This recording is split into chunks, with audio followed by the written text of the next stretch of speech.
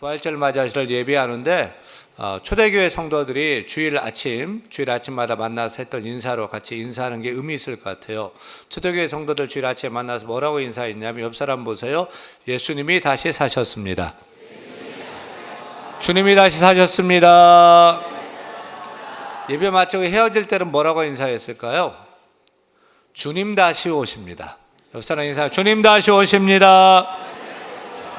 할렐루야. 오늘 설교 제목 따라 합니다. 부활의 팩트와 확신.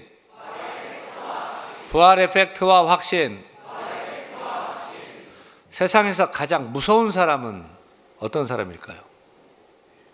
죽기를 각오하고 죽음을 무서워하지 않는 사람입니다. 이판사판이라면서 죽을 각오를 하고 달려드는 사람이 무서운 법입니다. 사람들이 모두 이렇게 되지 못해서 죽음 앞에서 벌벌 떨고 눈물 흘리고 죽는 것을 두려워합니다.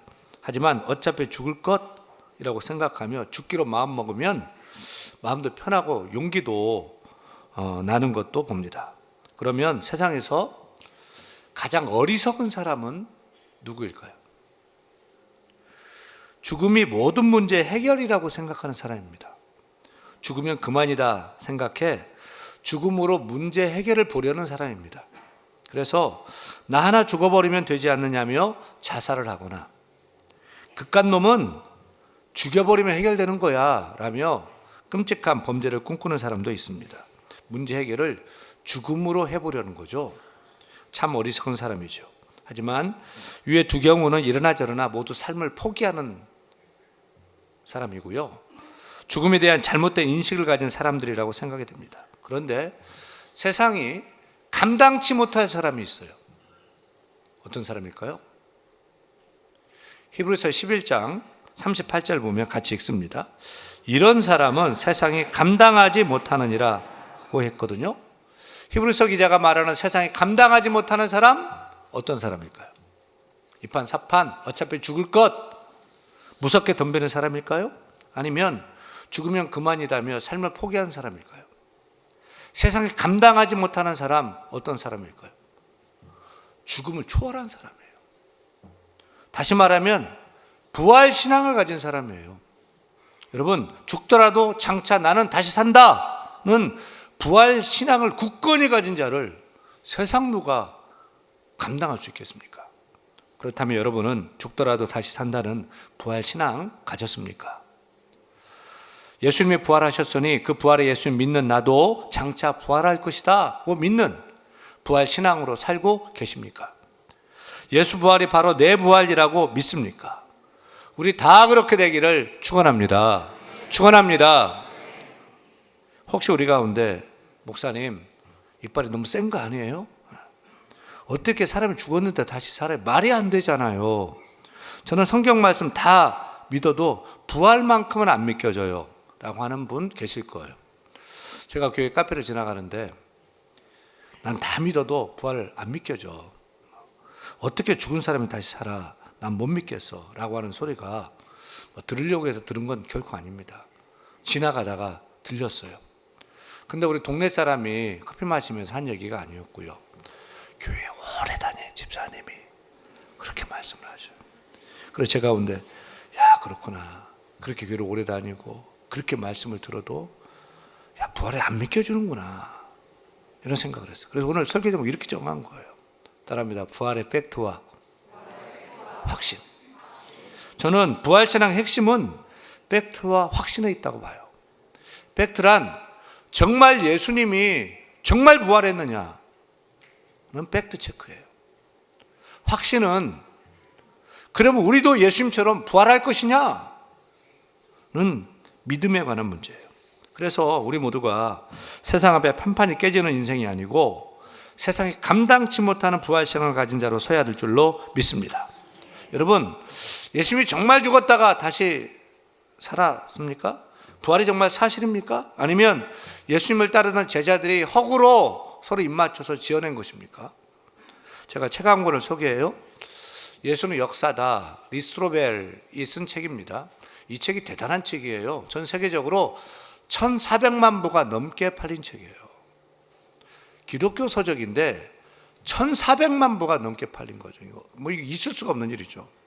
이 책 저자인 리 스트로벨은 미국 예일대 법대 출신인데 미국 5대 일간지의 하나인 시카고 트리뷴지의 법률 부분 편집자로 신문 기자 출신이에요. 근데 어느 날 그의 아내가 교회를 가요. 자기는 하나님 믿지 않는데 무신론자인데 하나님 없다고 생각했는데 허무맹랑한 교회에 가는 거예요. 못 가겠는데 계속 가요. 열심히. 그리고 남편을 위해서 막 기도해요. 근데 남편이 예일대 법대 출신이잖아요. 실증주의 사람, 실증주의. 사실 보고 사실 파헤치고 사실 가르치는 전파하는 신문 기자예요. 그래서 아내를 헛된 믿음에서 돌이키게 하기 위해서 기독교 핵심 진리인 예수 부활이 거짓임을 증명해내려고 이 사람이 2년 동안 조사를 해요. 2년 동안 모든 자료 다 때려치고 그 일에 집중하는 거예요. 그래서 신학자, 성서 고고학자는 물론이고 무신론자, 정신분석학자, 심리학자 2년 동안 연구하고 조사하고 인터뷰를 하고 다녀요. 리 스트로벨은 그렇게 의심을 가지고 허구를 깨트리기 위해서 시작을 했는데 이게 웬일입니까? 조사하면 조사할수록 부활은 역사적 사실임을 알게 되고 확신케 돼요. 그래서 나의 무신론이 예수의 역사적 증거에 비답해서 녹아버렸다고 고백하며 예수 부활의 허구성을 파헤치려다가 결국 그가 예수 믿게 됩니다. 그리고 지금은 시카고 트리뷴지의 기자 사표 냈고요. 자신처럼 예수님의 부활을 믿지 않는 자들에게 예수 부활을 증거하는 목회자의 일을 걷고 있습니다. 그가 연구 조사한 바를 예수는 역사다, The Case for Jesus 라는 책을 썼고요. 이 책 내용으로 영화 예수는 역사다의 포스터입니다. 영화가 제작이 됐습니다. 이 영화를 우리 교회가 몇 년 전에 CBS에서 배급할 때 CGV에 가서 우리가 단체 관람을 했던 영화입니다. 현재 부활절 시즌 맞아서 넷플릭스에서 또 상영하고 또 롯데시네마에서 지금 상영하고 있습니다. 영화 책을 못 읽더라도 영화를 한번 꼭 보세요. 오늘 설교 준비하면 제가 5분짜리 딱 그가 증명하는 거를 준비를 했는데 성찬식 들고 시간이 짧아가지고 뺐어요. 여러분 영화 꼭 보세요. 사랑하는 여러분, 예수는 역사입니다. 왜냐하면 부활은 역사적 사실이기 때문입니다. 부활이 정말 역사적 사실인지 아닌지 하루 종일 얘기해도 그 증거가 넘쳐나겠지만 가장 확실한 거 하나만 오늘 짚어요. 어떤 사건이 사실인지 지어낸 거짓인지 어떻게 알 수 있어요? 증인이 있으면 말할 게 없어요. 끝난 거예요. 내가 들었어. 내가 거기 있었어. 내가 봤어. 내가 목격했는데. 목격자가 나오면 모든 논쟁 끝나는 거예요. 어떤 법정의 시비도 그냥 끝나는 거예요. 그런데 부활하신 예수님을 봤다는 사람이 있어요. 한둘이 아니에요. 오늘 본문 고린도전서 15장 5절 이하에 사도 바울이 부활하신 예수를 목격한 증인을 이렇게 열거하고 있습니다. 부활하신 예수께서 게바 베드로에게 보이셨고 그 후에 12제자에게 나타났고 그 후에 500의 형제, 지금 500명 앉아있으니까 우리 한꺼번에 이렇게 부활의 예수가 나타나서 다 목격되었고 대부분은 지금 살아있고 내 말에 거짓이면 그 사람 불러서 말해봐라. 증인이다.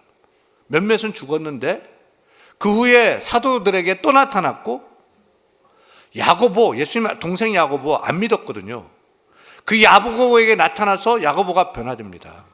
그 야고보에게 나타났고 또 만삭되지 못하여 나중된 자 같은 나 누구예요? 사도 바울. 지금 이 서신서 고린도전서를 쓰고 있는 서신서를 쓰고 있는 사도 바울 나에게도 나타났다고 적고 있어요. 여러분 12제자들이 예수 부활하신 예수님을 직접 만난 거예요. 한두 번 만난 게 아니에요. 계속 만났어요. 40일 동안 부활의 주님과 동행해요. 12 중에 없던 의심 많은 도마까지도 부활의 주님 만나서 안 믿겨지니까 못자국에다 손을 넣어보고 창자국에 손을 넣어보고 나서 그리고 고백해요. 주는 나의 주님이시요 나의 하나님이시니이다. 이 고백이 여러분의 신앙 고백 되기를 원합니다. 이 도마가 그걸 깨닫고 보고 가슴 뜨거워져서 인도에 가서 예수 부활을 증거하다가 무수한 창에 찔려서 결국은 순교합니다. 믿음도 온 12 제자뿐만 아니라 500의 형제에게 일시에 다 보이셨어요. 사도 바울이 이 글을 쓸 당시에 대다수가 다 살아 있었어요, 증인들이. 여기에 여자는 없었을까요? 아니요. 왜 예수님께서 여성 차별하겠어요? 남자가 500명인데 여자는 더 많았지요. 하지만 예수님 당시에 여성은 법적 증인으로 채택되지 않기 때문에 기록하고 있지 않고 있어요. 그런데 이들은 원래 예수 믿던 사람들이니까 서로 입 맞춰서 예수 부활했어라고 짜고 고스톱 치듯이 그렇게 할 수 있는 가능성도 있잖아요. 억지로 짜면. 바로 이게 당시 종교 지도자들의 주장이고 또 요즘도 믿지 않으려고 하는 사람들의 주장이 아닙니까?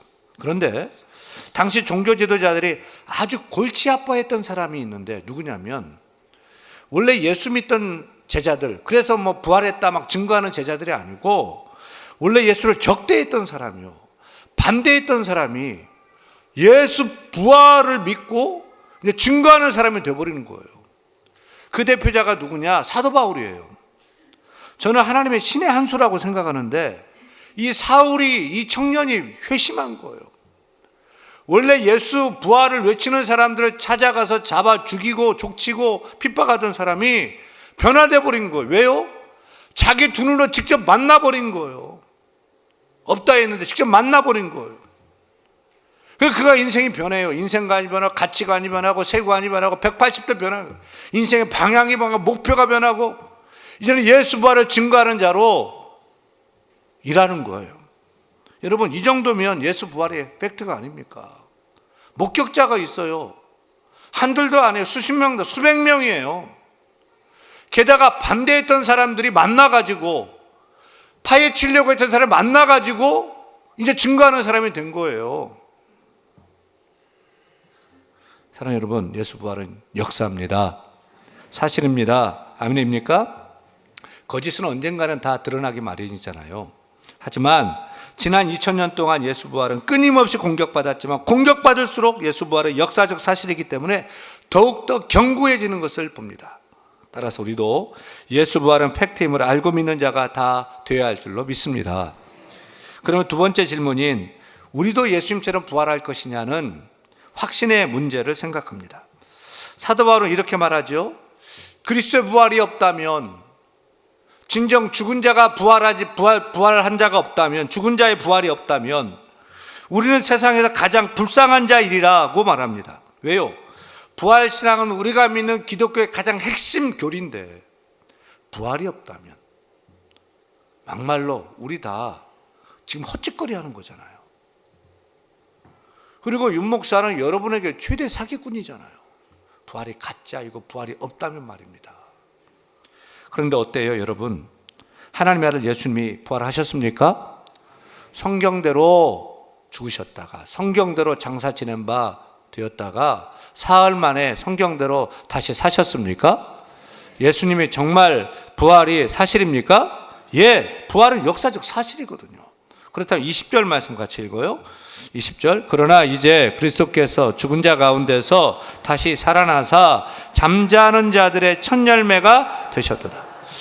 지지난주인가요? 두세 주 전에 서울경찰청 경목일 마치고 내부순환도로 타고 교회로 돌아오는 길에 차 속에서 벚꽃이 핀 걸 봤어요. 지금 벚꽃 폈지만은 그때는 없어요. 서울에 없었어요. 올 들어서 처음 그 나무 위에서 벚꽃이 펴서 다른 데는 없어. 딱 핀 거예요. 제가 차 속에서 계속 보면서 마음이 좀 설렜어요. 야, 저렇게 이제 벚꽃 피기 시작했으니까 이제 곧 벚꽃 만발하겠구나 라고 기대감, 확신을 갖게 됐던 거예요. 그렇듯이 우리 주 예수께서 부활의 첫 열매를 맺었다면 장차 부활의 주께 다시 오실 때 주님의 그 첫 열매 맺었던 것처럼 장차 우리도, 여러분도 나도 부활의 열매로 맺혀질 것을 기대하고 확신하는 것은 당연한 겁니다. 참 생명이여 부활의 첫 열매가 되신 주께서 이렇게 말씀하시지 않습니까? 같이 읽습니다. 나는 부활이요 생명이니 나를 믿는 자는 죽어도 살겠고 무릇 살아서 나를 믿는 자는 영원히 죽지 아니하리니 이것을 내가 믿느냐. 나는 부활이다. 나는 생명이다. 그래서 나를 믿는 자는 죽어도 살겠고 살아서 나를 믿는 자는 영원히 죽지 아니하리니 이것을 내가 믿느냐? 이것을 너희가 믿느냐? 이것을 믿느냐? 확신하느냐? 믿으면 됐다는 거예요. 예수님께서 부활하신 걸 사실이고 그걸 믿는다면 예수 생명이 나에게도 부어져서 우리도 장차 부활할 것을 믿어야 할 줄로 믿습니다. 근데 초대교회 성도들은 세상이 감당하지 못한 사람이 된 거예요. 예수 부활을 목격해서, 아니 부활에 목격했다는 사실을 들어서 야 정말 부활이 나도 장차 부활할 수 있겠구나 이런 마음을 갖게 되니 믿음을 갖게 되니까 사자밥이 되고 창에 찔리고 톱에 켜임당하고 십자가에 매달리고 지하 토굴에 갇히고 핍박당해도 두렵지 않은 거예요. 장차 부활될 걸 알기 때문에요. 어떤 어려움, 어떤 고난 다 와도 꺾이지 아니하고 믿음으로 지키며 나아갔던 세상이 감당치 못한 사람들이 다 되었던 것입니다. 부활신앙, 부활의 확신을 가졌기 때문입니다. 여러분 우리도 예수 부활을 내 부활로 확신하십시다. 우리도 장차 예수님처럼 부활할 것을 믿고 확신하십시다. 우리도 부활신앙으로 세상이 감당치 못할 사람 다 되어야 할 줄로 믿습니다. 내가 정말로 어렵고 힘든 일을 당할지라도 다시 산다는, 죽더라도 다시 산다는 부활신앙이 있다면 죄도 이길 수 있고요, 죄도 세상도 여러분 두렵지 않고요, 어떤 어려움 어떤 고난 핍박이 와도 꺾이지 아니하고 믿음을 지키고 승리하는 세상에 감당치 못하는 사람 바로 저와 여러분 될 줄 믿습니다. 그런 부활의 신앙이 되기를 간절히 축원합니다.